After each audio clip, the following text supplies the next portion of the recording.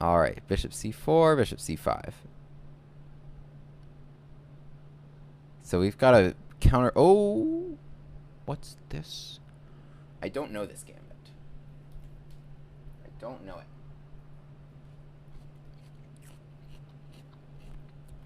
I have to accept it.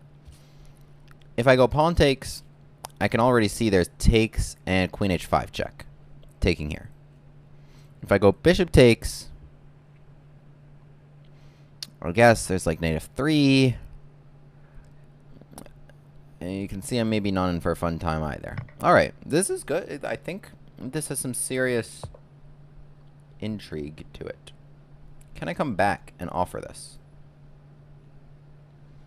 No, I don't think there's any logic in that, or that could possibly work. It's too many moves with the bishop for it to make any sense. Alright, I gotta go knight c6. So he takes this. Ah, I know this line. I know this line. I know what we're going to transpose into. I know what we're going to transpose into after castles. Well, he hits me with a quick bishop e3. Now I'm in a situation where I could give the pawn back. I could play knight f6, take, d6, and just be a little bit worse. Or we could be a little ambitious. And I think the square I want is e6. Is that crazy? It might be crazy. But I might just be the lunatic you're looking for. Because if castles f4 was a big idea, I think, for black. Like knight c6, I think he was going to go castles and he was going to go f4. Okay, take. Do I want d takes or f takes? Not f takes. There's queen h5 and takes. So d takes. Easy choice. Alright, now if we trade queens, I was just going to try and grind out that endgame. Now queen h5. Now we have another option to give this pawn. With knight f6 and takes. It's probably going to be a no from me, dog. I'm probably just going to castle. So, yeah. So how do we defend it? Here or here?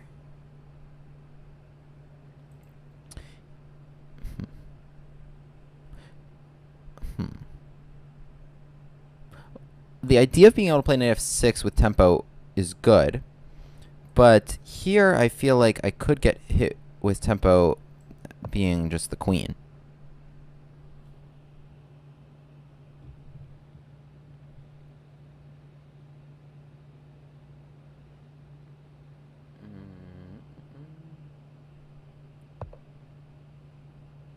Oops.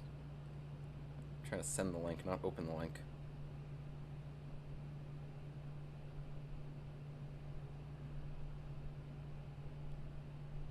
Okay.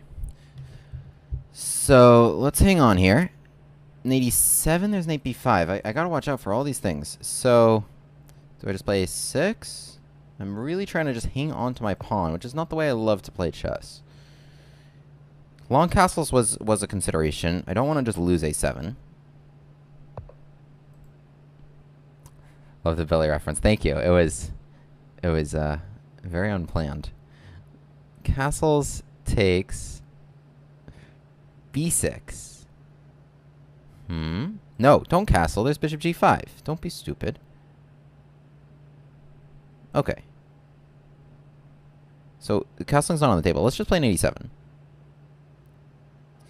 Now the question is, do I leave this open for them? I don't think so. I don't think there's much there. Just take, rook d1. I would just run, and they're going to run out of pieces. Bishop g5 here, I can go queen g6.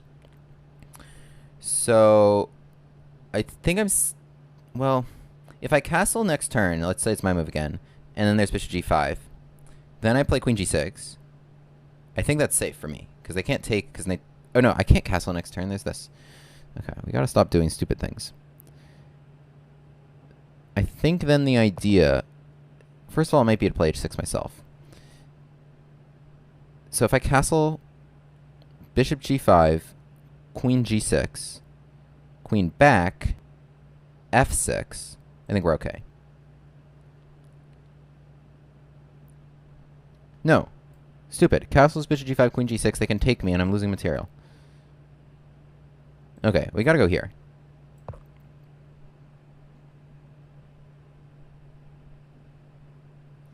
But then I make h4 look like a very genius move, because now it's like, okay, then they're going to play h5 next.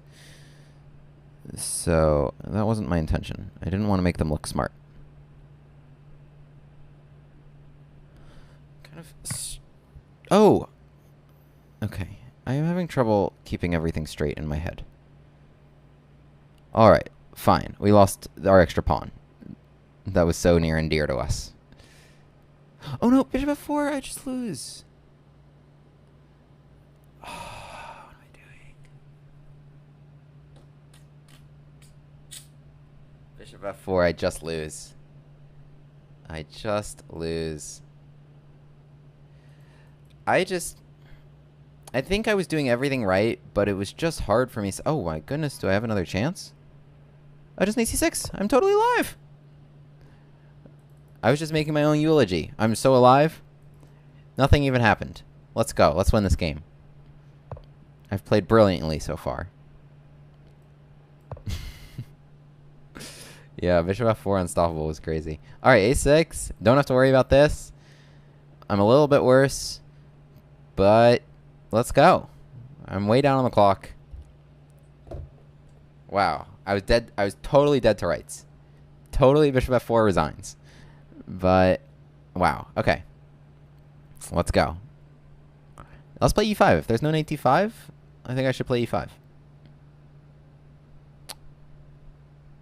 Because this is a tough situation. I also like dancing, but queen c5 might kill my dance. So I would love, yeah, I was going to say I'd love for them to spend a tempo on that. That's great. Because I didn't want to fish for that anyway. Knight d5 is impossible. Oh, now bishop g4 looks even better. There's no f3. That's great news. And in fact, maybe we can try and win this. And their threats on my dark squares on the queen side are a forgotten memory. They can throw an h5 here, which they should. Where would I go?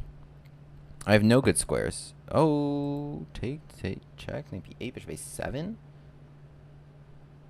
It works, but it doesn't make a threat. In fact, e4 is just hanging. I'll just go here, though.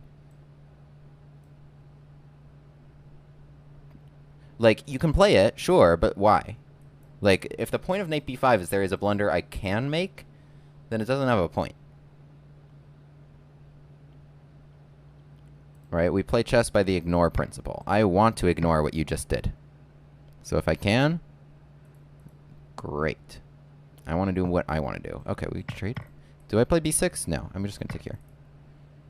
Now, oh, we've got some tricks. I want to go rook d1. If rook g1, I'm going to go like queen g2. Does that make any sense? Rook e1. Queen, back to e4. No. Rook g1, what are we going to do that's going to make more sense? Queen e2. Oh, that just loses. Queen e2 now hits the rook and rook d1. Mr. Slugworthy played a very good opening against me and had a lot of chances as a result. And I certainly felt the pressure, even though he was just playing natural moves. So if this doesn't show what Gambits can do to unprepared players, I don't know what does, because I was having a hard time holding on to my extra pawn and trying to follow all the stockfish stuff there. I was having a tough time.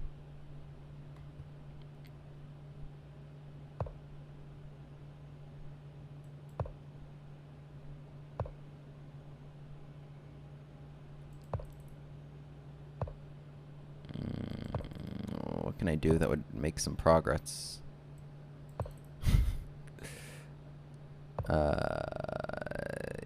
You know what? We're just gonna do this. We're just gonna do this. I can win this endgame. I can even win this endgame. Take my rook.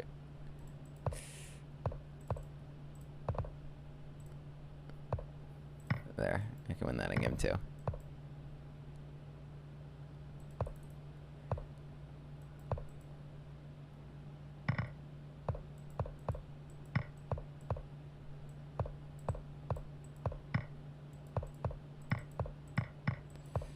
There, that was tough because I always had to watch out for h5 as a pre-move. Wow, GG.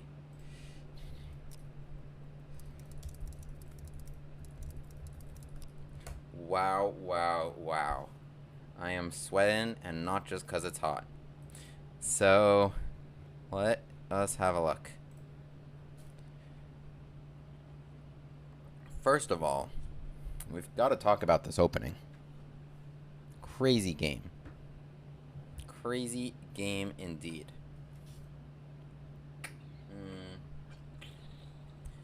I'm looking at this, and I'm opening Stockfish right now, and the first thing I see is it's 0.0. So how could this not be good? Do you have a name? Bishop's opening Lewis Gambit. D4 here. I think the first thing I noticed was pawn takes D4. There was, yeah, bishop takes F7, king takes, and queen H5, right? And this is very good for white. Oh, well, you can throw in that check. That was actually a mouse slip. but yeah, maybe you can throw it in. But yeah, takes here, and white is down nothing. And they might just even be winning that pawn, and my king's in the middle. So that has to be quite common. Wow, e takes d4 accounts for 63% of games. But I saw it, so I played bishop takes d4. Knight f3, knight c6, take this bishop. I mean, there's just no other options for black. Knight takes d4 is again correct. Pawn takes d4. This would have led to something bad. Knight f6, I think. Yeah, e5, what a strike. While the king's still in the middle, knight has nowhere to go other than back home because of this and f4 coming. So, brutal stuff. Knight takes d4 force. Bishop e3. Knight e6 I play. Takes... Oh, wow. You had a lot... Mr. Slugworthy, you knew a lot of theory. You're absolutely correct to really like this gambit. This is already plus 0.3, even though I've dodged a lot of potholes along the way. So, wow. So, maybe let's go back after and give a full overview of the Lewis Gambit. After we review this game. So takes, I played d takes because f takes, and we'll also maybe talk a little bit about knight c6 there. F takes, yes, there was check and taking this pawn. So I played d takes, and I'm still under a lot of pressure. You continue to rattle off theory. Here, I should have just played knight e7. I'm looking at the engine, and castle. And here, white is just a little bit better after knight c3. Rook comes to the middle, king castles, and such. So knight e7 was what I should have done, but most people are playing queen f6 or queen d6, as I did. Queen f6, it's still plus 0.3, but it's a greedy plus 0.3. Queen d6 invites maybe this hit. Just kind of looking at this a little bit. Forces g6, now knight d2, and white can castle with some knight move. Tough situation for black, trying to hold on to not so great extra pawn. I assume if you were going to give the pawn back, most people play knight f6 and not knight e7, right?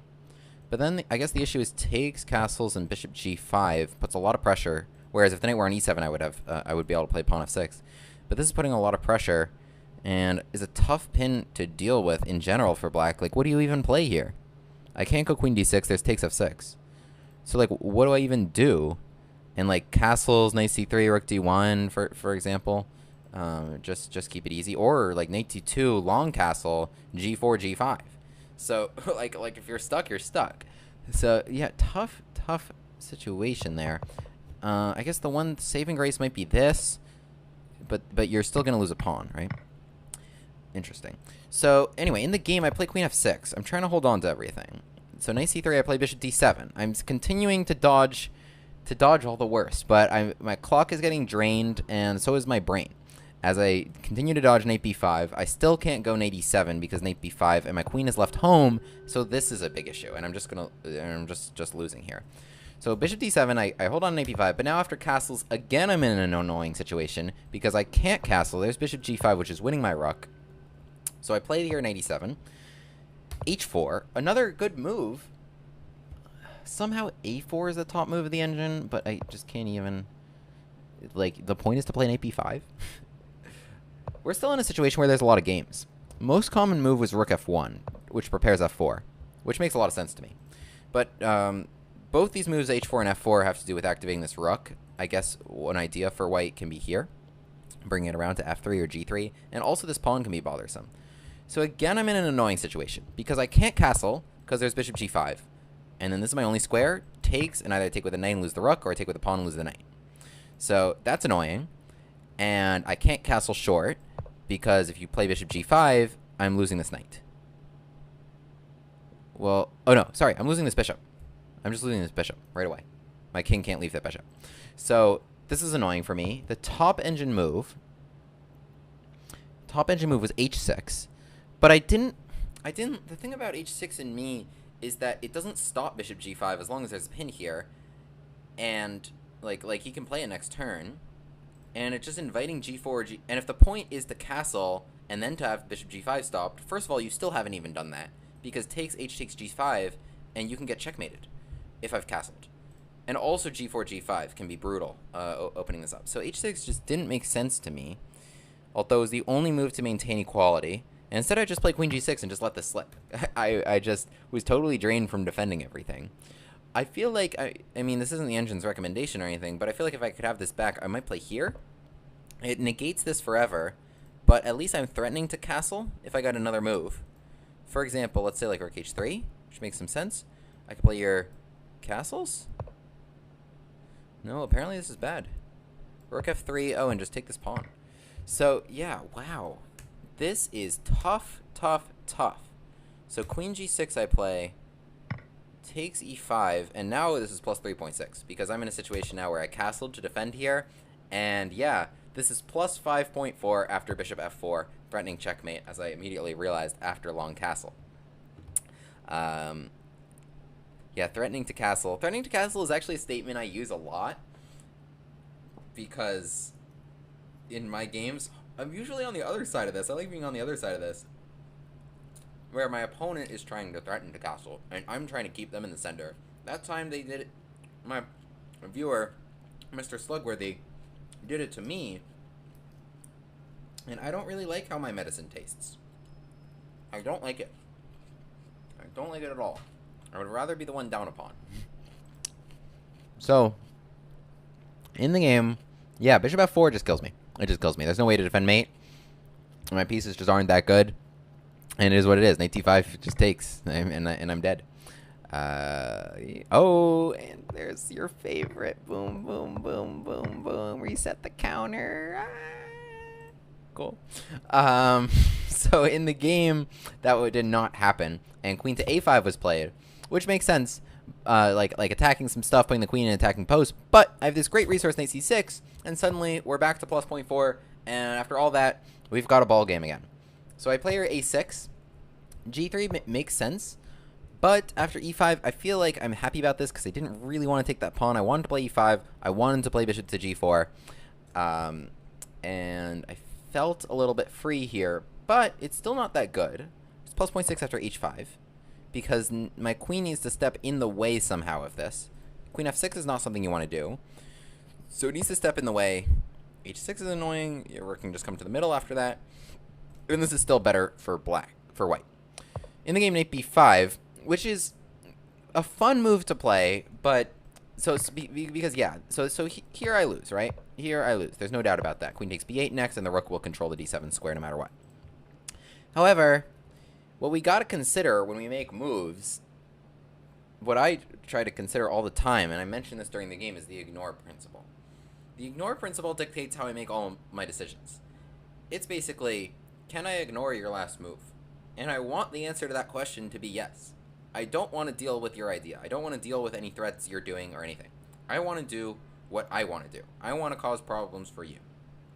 And so that's the first thing I ask, is can I ignore it? Hopefully. And if the answer is no, then okay, I got to deal with it. Oh well. But here I'm looking at this knight b5. Okay, well the first thing I realized, like, can I take the knight, right? But no, check here. But can I ignore it? The answer is yes. Great. Right? So that's what we got to dictate, is how close are you to making me not ignore it? How close are you to like making a threat? Right? Is kind of like how many moves after knight b5 do you need? So like here, like I can give you another move, knight a7 check, trade. Like, okay, look, maybe looks like you're making progress, but again, that's still another, like again, how many moves are you to making me not ignore you?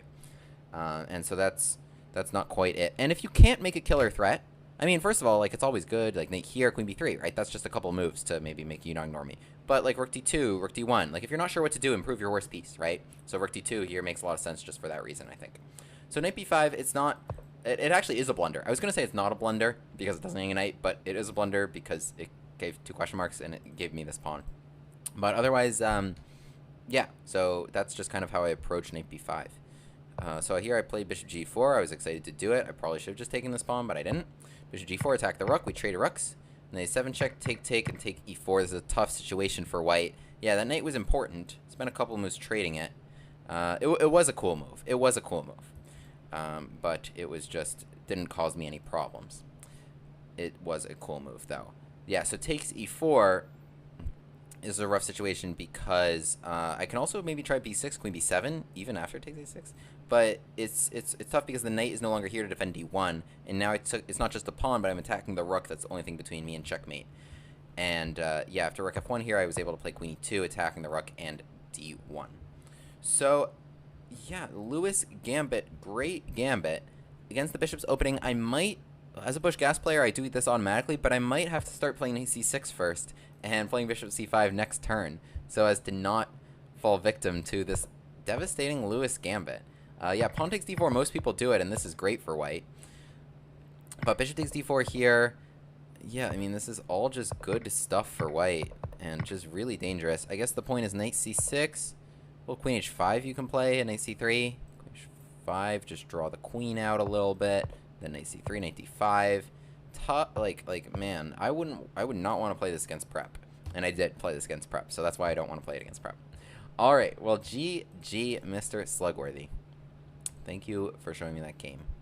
For showing me that line. That is a good one. Alright. William Grave, the Gambit man, takes his seat at the board. e4, e5, knight f3, bishop c5. The Bush Gas Gambit on the board. On with the Gambit classes.